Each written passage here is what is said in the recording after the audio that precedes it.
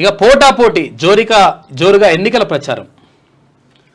Modi మానియాతో BJP, రిజర్వేషన్ల రద్దుతో కాంగ్రెస్, రైతు sentiment తో బీఆర్ఎస్, ప్రధాన పార్టీల ప్రచార జోరు. ఓటర్ దేవుళ్లను ప్రసన్నం చేసుకునే పనిలో జాతీయ నేతలు, లోకల్ లీడర్లు. పేరుకే త్రిముఖ పోటీ. ప్రధాన పోటీ కాంగ్రెస్, బీజేపీ మధ్య 14 సీట్లు గెలవాలని హస్తం టార్గెట్. డబుల్ డిజిట్ కొట్టాలని కమల మారాటం. అన్నింటినీ జాగ్రత్తగా గమనిస్తున్న జనాలు మొత్తం అందరూ కూడా ఎందుకంటే కథన రంగంలోకి వచ్చేసింది. ఎందుకంటే ఇప్పటికే ఆల్రెడీ స్క్రూటినీ కూడా పూర్తి అయిపోయింది. ఓన్లీ ఇంకా విడ్రాల్ ఒకటి ఉన్నది.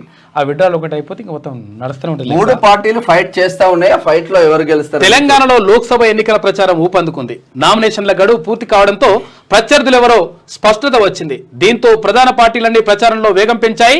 పొద్దున ప్రచారం, ర్యాలీలు, ఇక సాయంత్రం, రాత్రి వేళల్లో కార్నర్ మీటింగ్లు నిర్వహిస్తూ ప్రచారంలో దూసుకుపోతున్నాయి. జాతీయ నేతలు, లోకల్ లీడర్లు కలిసి ఓటర్ దేవులను ప్రసన్నం చేసుకునే పనిలో బిజీగా ఉన్నారు.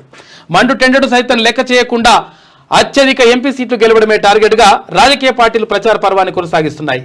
అయితే అన్ని పార్టీల తీరుతెన్నులు తెలిసిన ఓటర్ దేవుళ్లు మాత్రం సైలెంట్ మోడ్లో కనబడుతున్నారు. పరిస్థితులను చాలా జాగ్రత్తగా అంచనా వేస్తున్నారు. ఈ నేపథ్యంలో తెలంగాణలో జోరు చూపించే పార్టీ ఏది?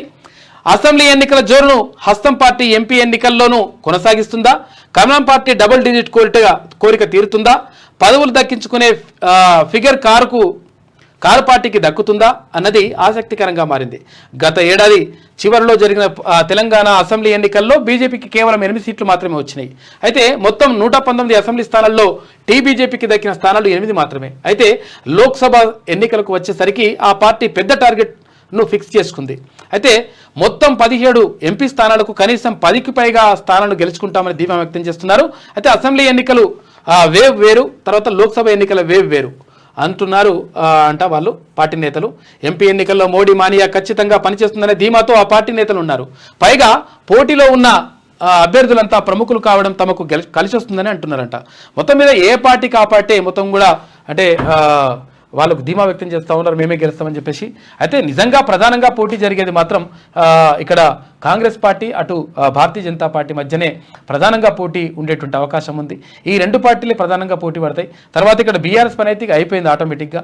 ఎందుకంటే ఒక్కో సీటు కూడా గెలిచేటువంటి పరిస్థితులు లేదు. మరి అటువంటి పరిస్థితుల్లో పోటాపోటీగా ప్రచారం అయితే జరుగుతుంది.